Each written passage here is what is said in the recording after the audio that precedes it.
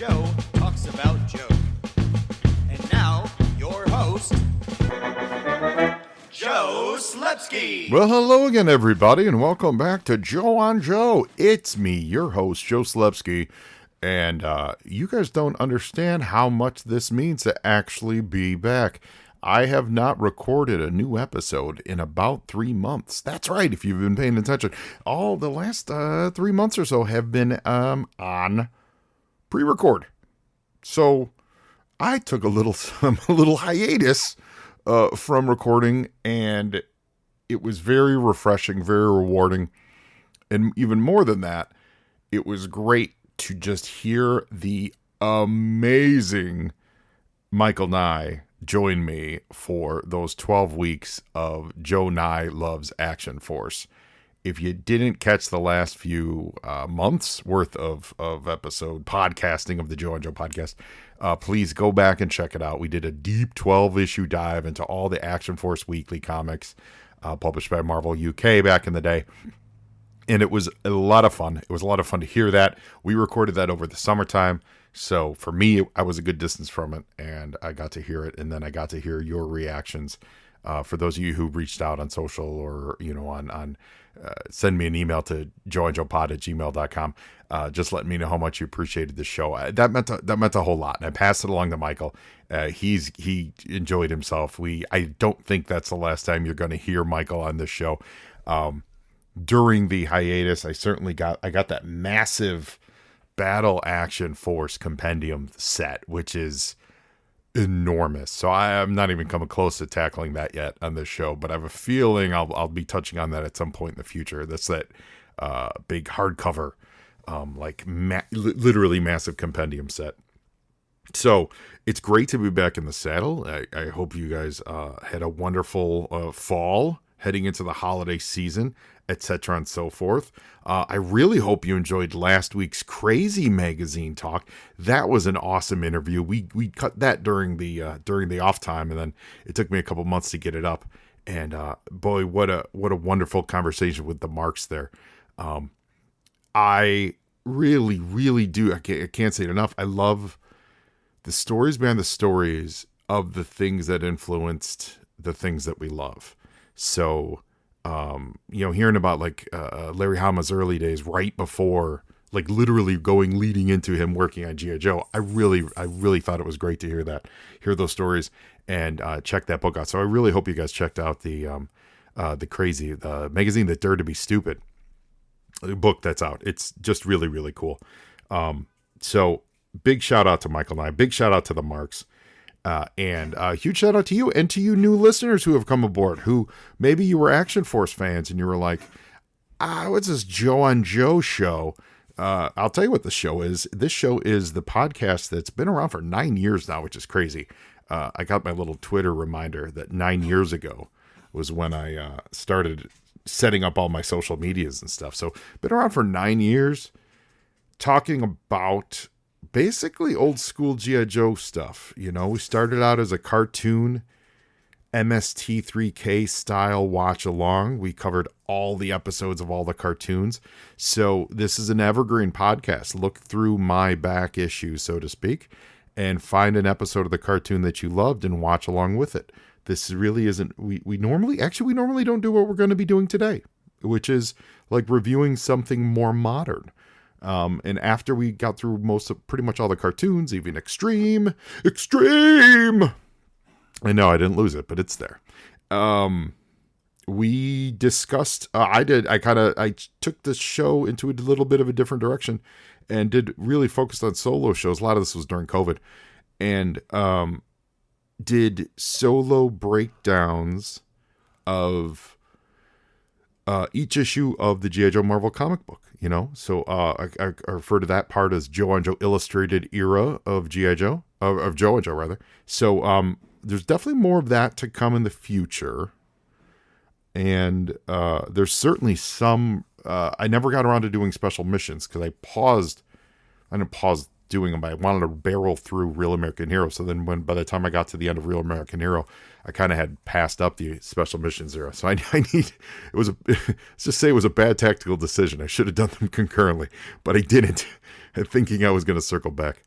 So I need to circle back and finish those. We also did some Draw with Joe stuff that can be hosted. You can see those videos on either on our Patreon at patreon.com/JoeandJoePod, or you can certainly check out our YouTube channel, Joe and Joe Pod on YouTube, and you'll see those videos where I did some Drawing with Joe episodes. And again, there's a couple more there I need to finish out. I need to finish out the final issue of How to Draw G.I. Joe from back in the day. So it's like all this little cleanup stuff.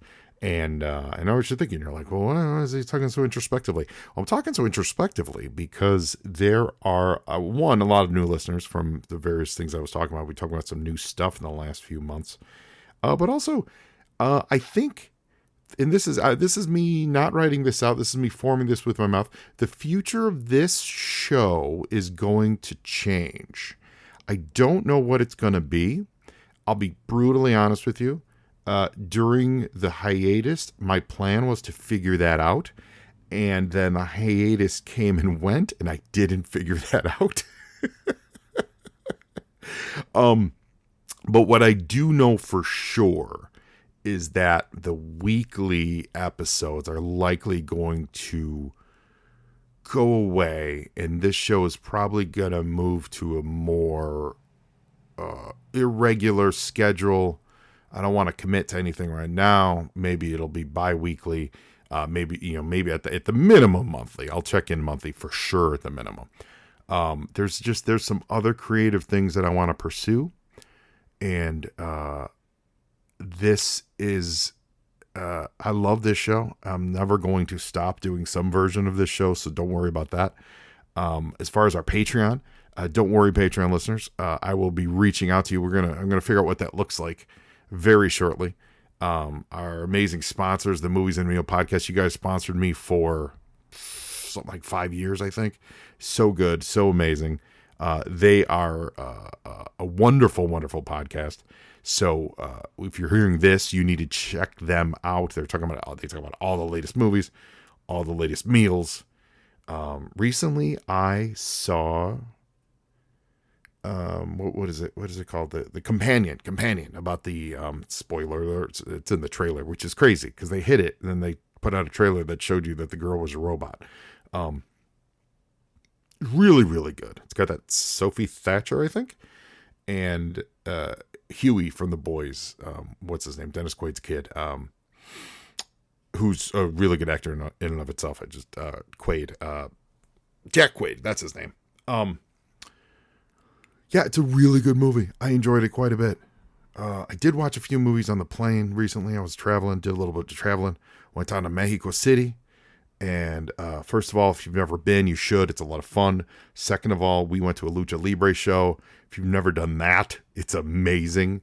Huge shout out to my boy Pablo Persona, Romero Estevez, Pablo Persona on social. He's a huge, massive wrestling fan, and he had me on his show recently. I was a guest voice on Madison on Air, which if you guys follow on Twitter, I was retweeting those episodes out. It was blessed to do a voice on that. And all these things come from doing this show and meeting all of you guys. It comes from doing this show. So this show's not over, but it's going to change a little bit. Like I literally might be back next week. Depends on. Actually, I will be back. It's funny. I will be back next week because of something that I'll tell you in a second. But it's kind of going to depend on content, Friends of mine ask a lot, like, what do you, when are you going to get around to doing Renegades, And this whole show's been a labor of, like, my personal, like, love and fascination for a real specific era of G.I. Joe. And, Renegades is a lot of fun, and I've been watching it. But, like, there's no talking parrots. That's always been my kind of inside reference there. I love G.I. Joe with a nice talking parrot, where it's just silly enough to keep that tongue firmly in cheek. And when it gets a little too, like, this is just my taste, so I get it if you disagree with that. But when it gets a little too, like, when it comes to the cartoons, a little too like just an adventure show. It doesn't hold my interest as much. And I think that's what was so special about the old school cartoon is that there were other action adventure shows on the air, certainly, but there was just something, one foot in the ridiculous that G.I. Joe had, giant vegetables, ancient Roman warriors that would pop up, talking parrots, right?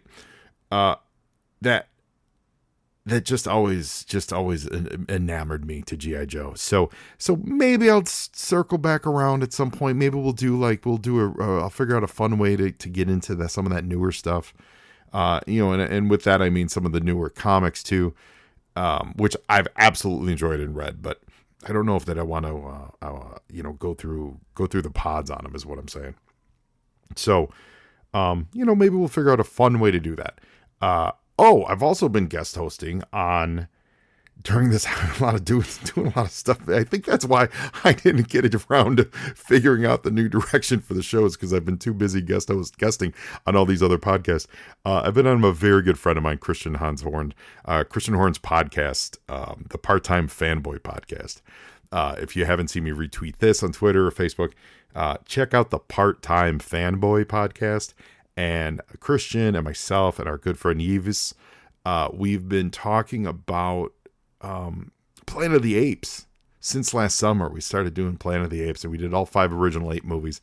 And we're all 3 of us are real busy. So we would find a weekend every couple of weeks or, every month or so to talk about the Apes movies. And the 3 of us love them. And we did some deep dives into them. We're, certainly not expert, but we approach it like I approach this show, with this love for it and this open eye learning about new stuff about the movies. And we really broke them down, I thought, pretty well. So we actually have plans to do that some more. So tune into the Part-Time Fanboy Podcast. Check out our Hot Ape Talk. And then keep your eyes peeled, because we enjoyed it so much. I believe we're going to be doing the animated Planet of the Apes stuff and the TV show, old school TV show Planet of the Apes stuff. I am lobbying to do at least the Tim Burton version. Both of my friends do not want to touch that, and I understand why, because I still don't like it. But I'm like, hey, it's just a movie. When in Rome. So with all that said, and I also have some new initiatives on the podcast front that I want to explore, that are different from G.I. Joe. So with all that said, I don't think I'm going to have time to devote to doing this on the weekly crunch. And frankly, I've kind of, I'm almost at the point of going through everything. So I am going to be a completist, because I am a completist in all things when it comes to collecting or, whatever. And I will be finishing the special missions, and I will be finishing the how to draw, and I will be finishing. Oh, we have to do 3D as well. That's right, because I couldn't find my 3D issues. Still haven't found those. That's the thing. Still haven't found them. But I will get around to doing them. So they will be on this feed. This feed will still be alive. I will not be turning it off for any way, any reason. And like I said, I'll be reaching out to our Patreons. And we'll figure it out there. So that's kind of the catch up for you boys and girls, ladies and gentlemen, ladies and germs. That's the status of the show rolling into 2025. I don't want to overpromise and underdeliver, so that is all I will say for now. But I will let you know that I do have some other bigger plans. One of which was planned for last summer. But I could not get it together. So, there's some fun ideas. And, a lot of people have been talking about Cold Slither recently, which is so much fun. It was so much fun to do. I've been just randomly, meeting people who've heard Cold Slither Behind the Rock for so much time, behind the music. Behind the Rock, yeah. So for the first time. So that's popping. Man, this weekend I met, Jeremy and Guy, who were part of J Flex and the Heart Attacks, who did our theme song. That was so great to actually meet them. We through our mutual friend, the wonderfully talented Matt Teese, who, was the spearhead for the Cold Slither music that he put together for our show. And Guy was a musician on the Cold Slither thing. So we were talking about that this weekend. It was just really great. The show's just opened up a lot of avenues and really met a lot of great people. Speaking of that, I don't give it credit enough. Opening theme song by Jay Flax and the Heart Attacks. You guys should Google them and seek them out and tell them Joe and Joe sent you, because they're awesome. So that's it. Under promise, over deliver for the rest of this year, and we'll see what happens. Having said that, the invitation is always open, and I do know that there's a couple people that reached out in the last 6 months or so to do a You on Joe. Invitation always open to do a You on Joe. So if you have something to promote, if you have something to just want to talk about, like you love Jinx, and you want to talk about Jinx, let's do it. So that invitation will always be open. I will always make time for that. And so I said there's a reason you should listen to the end of this episode, and there's a contest this week. And then what's the contest, you say? Well, today, and why is this a little bit different? Today is I'm going to be talking about the amazing After Action Report command file books that I got in the mail from my After Action Report Kickstarter. Now, this book is by Greg Agustin, and with partners in crime, Josh Eggebeen and Roger Taft. You guys know them from my show. You know them from, I know they've been guests on What's on Joe's Mind. They do some really cool stuff. So they completed the command file Kickstarter, and we're going to do a little review of it today. And at the end of the show, we're going to talk about some giveaways for some more of this stuff. Now, if you're not familiar with it, After Action Report, I would say, is the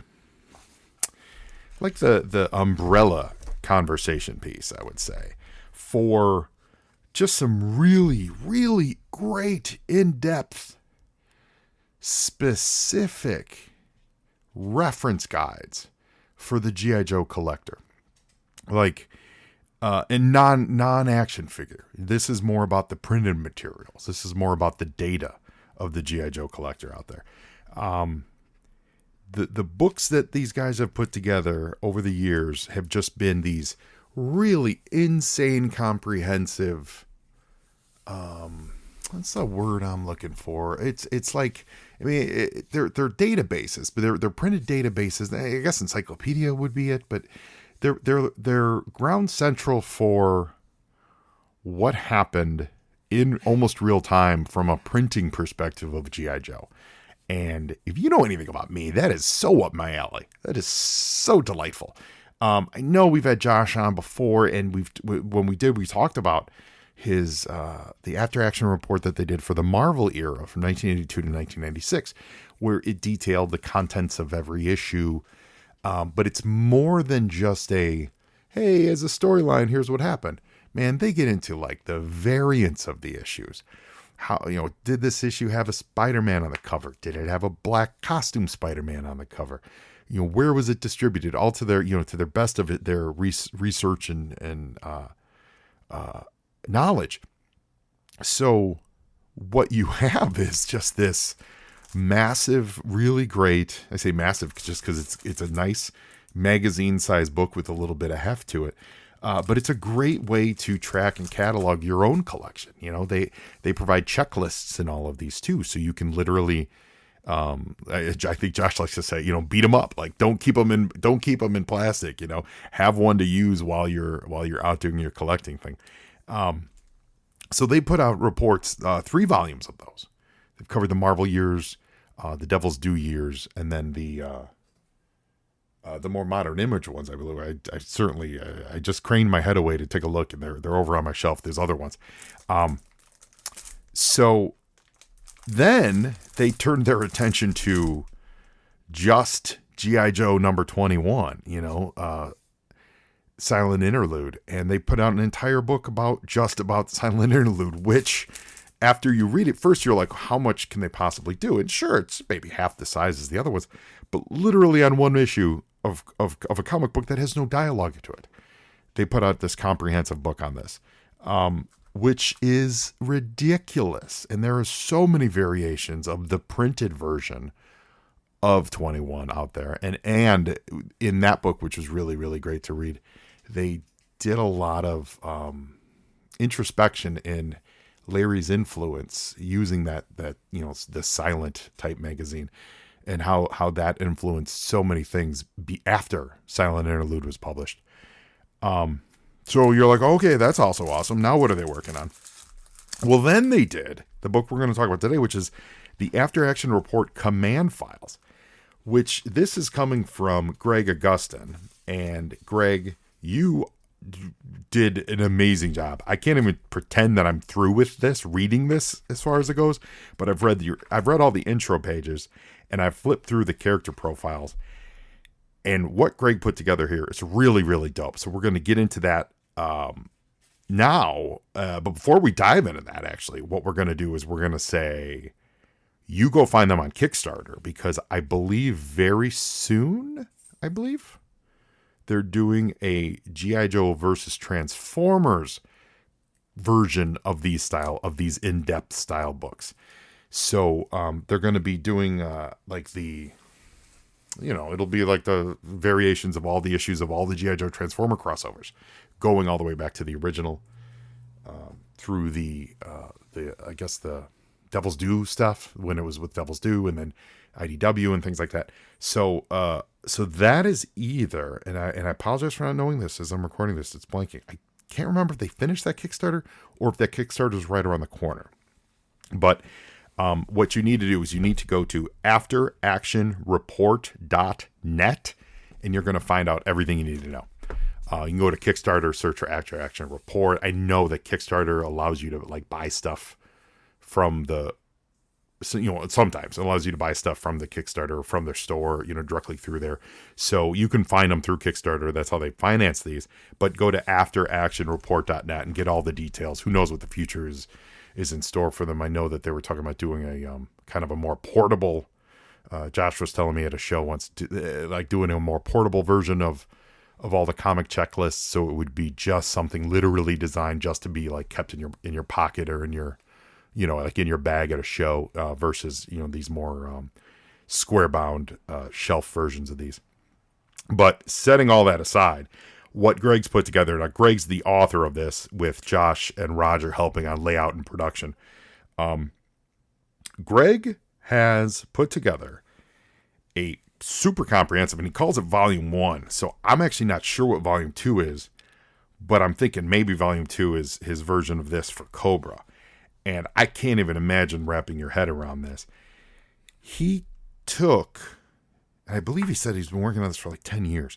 So, and you could tell this is really, really cool, gang. This is not any kind of weird paid sponsorship.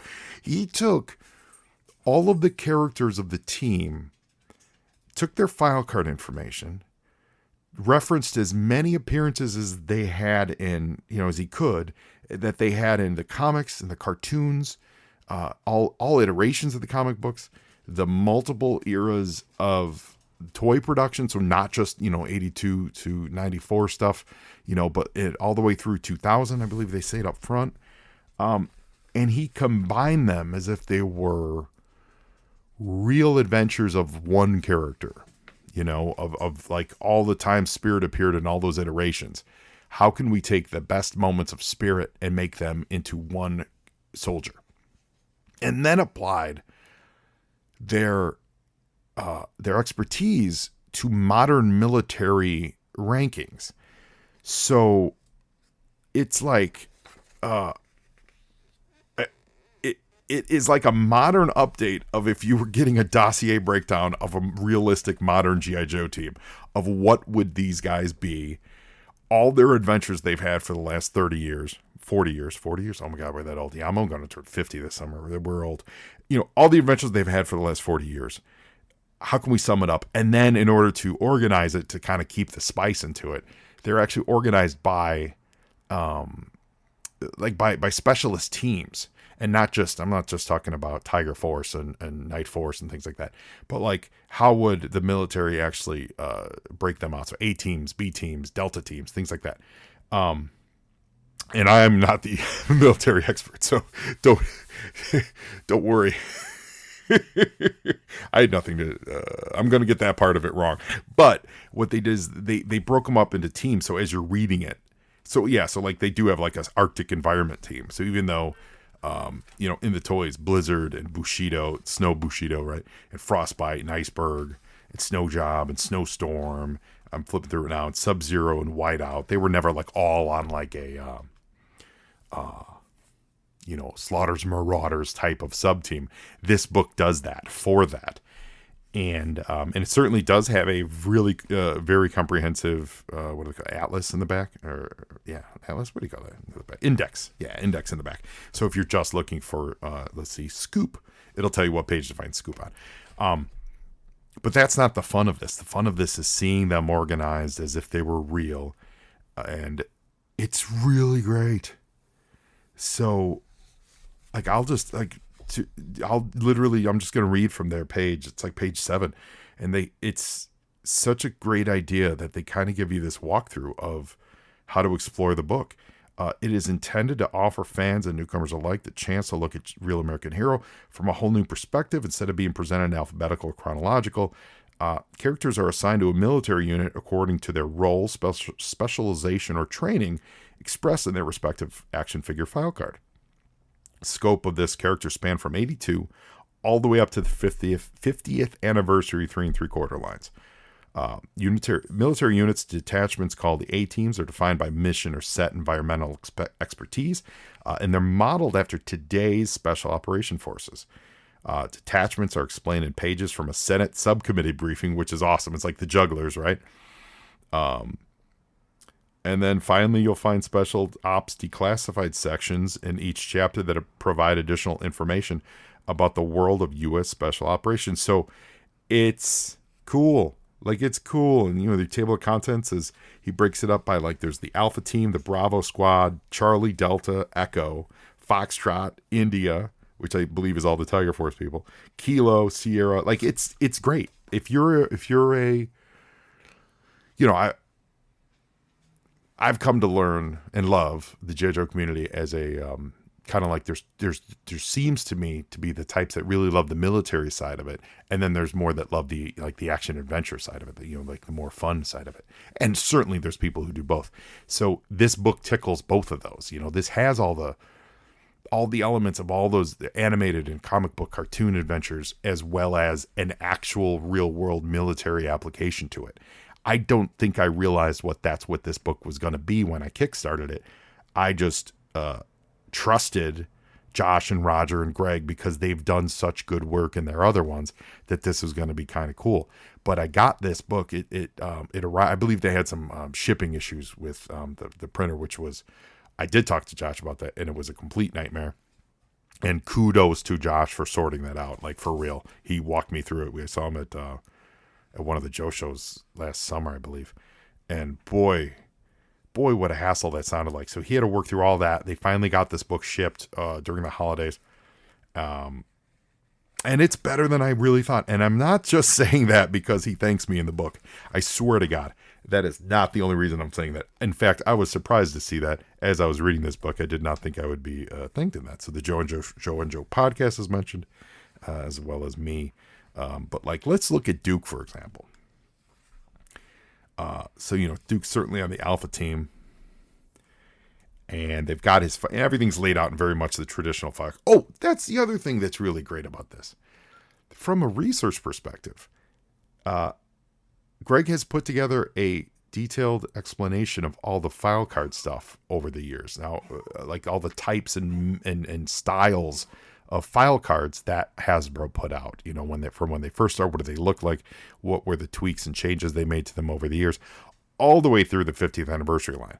And for someone who primarily really has only gotten into the first run, through 94, seeing all the little tweaks and changes in one place, explaining all that in one place was really, really helpful. So, like Duke, we go to Duke here. This is they've got ratings for his skills, which I believe are like engineering, medical. They explain all this in the front. Let me go there. So they list all the skills. And, oh, there it is. Yeah, like weapons proficiencies and things like that. From like a 1 to a 7. So if you're excellent with weapons, you'd be a 7. But in this case, and combat engineer, you know, if you're not really great, you'd be like a 3 or a 2. You know, 1 is untrained, 2 is civilian knowledge, 3 is basic training, 4 is advanced training. Then you go to field experience and veteran experience, and then domain expert. So like you know everything about it, right? So he's got that. So this is very much like the old school order of battle, like the official handbook to the Marvel Universe. And again, if you've been listening to this show for 9 years, you know I love that stuff. So on the Duke page, they've got, it's all stylized like the original file card. There's a picture of him from the Sunbow cartoon. There's his write-up, like his personality write-up. There's a photo, I guess not a photo, but it's a picture of him from his first appearance in the comic book.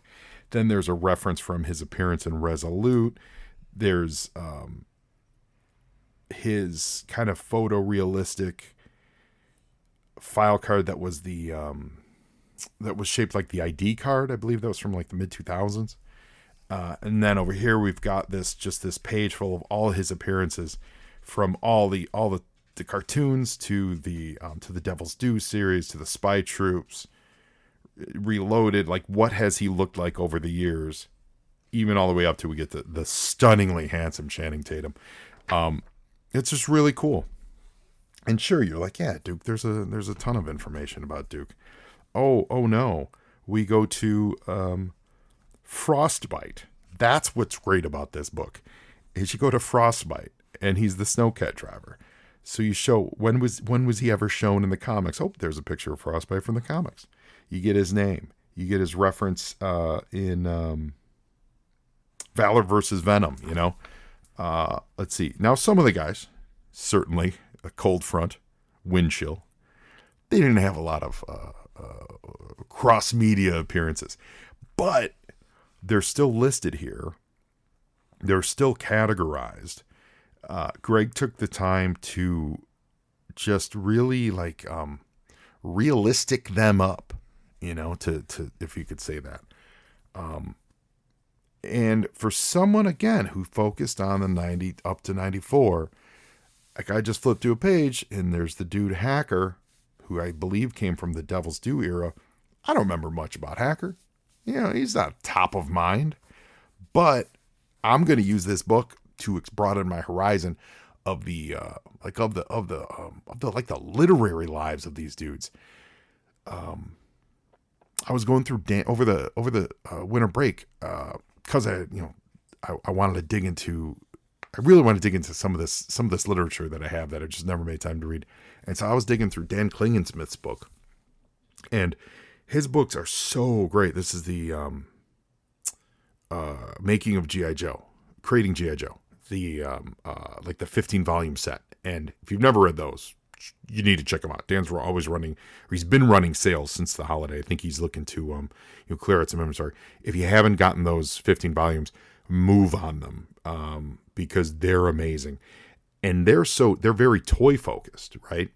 So as I was reading those, funny, I spent way too much money. I would read those, find some cool obscure character I didn't know anything about, and then buy them.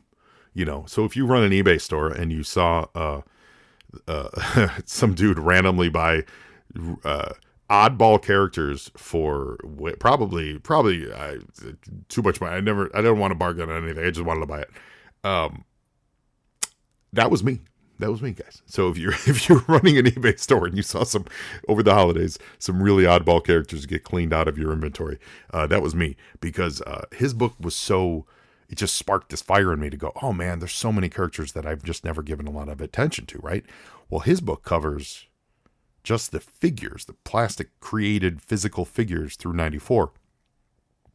After Action Report that we're talking about here, this is these are all the characters beyond that There's so many characters in this book that I absolutely know nothing about. 100% I don't know anything about them. Because they were part of an era that I read, but maybe they were only mentioned once in Devil's Due, and I haven't gone back and reread that era, or maybe they never were. They were just part of like the 50th anniversary line, which I never collected, or maybe the like the 3-packs that came out in like 97, 98, 99 era. I never got it. Really haven't gotten into those. We'll say yet for now, but check my wallet in a few years. And this is going to teach me so much more about those characters. And I cannot wait to get into this. I do think it's going to save me a little money though, because not all of them, I am locked into collecting only 94. So a lot of these characters I will try to avoid getting, but I know it's going to open a floodgate. I just know it is. So that's what this book is. And I think that's the meat of this show. Like, this is really good. And I'm really proud of these guys. Like, they did a great job. They even included William the Refrigerator Perry. And what's there not to love about William the Refrigerator Perry? It's a solid book. So, listeners, I hope this sounded good to you, because this is really cool. Go to afteractionreport.net. Check this out. Get yourself a copy. And what's that you say? I don't have a copy yet. But, maybe times are tight. Like, listen, eggs are expensive, using that old trope. So here's what we're going to do, guys. For the next, I'll leave this open for the next month. So this show drops on February 19th. So I'll leave this open until March 19th. If you've won something from me before, let's spread the largesse here. So please don't enter. But anyone who emails me at joeonjoepod@gmail.com, send me an email. Say you want to enter the, we'll call it the after action, put in your subject line, put in after action report contest. Anyone that emails me will be entered to win one of 3 After Action Report books. I've got an extra copy of Command Files. I've got an extra copy of the first volume of the Marvel era of the traditional After Action Report. And then I've got an extra copy of the G.I. Joe Silent Interlude, number 21 issue. So I've got 3 After Action Reports, guys. This is over $100 worth of value, I believe, based on Kickstarter costs, that you're going to be able to claim for free. So everyone who enters will be, thrown into a hat, so to speak, by March 19th, whatever day that is. What day that? Hold on, let me look at a calendar. You get an idea. Yeah, that's a Wednesday. Perfect. So I will announce the winners. That's it. I'll announce the winners for the March 19th show. So if you're hearing this, it's before March 19th. Send me an email to joeonjoepod@gmail.com. Put After Action Report Contest in your subject line. And I will pull randomly 3 names out of that hat. If you've won something before, maybe think about sharing, letting someone else win.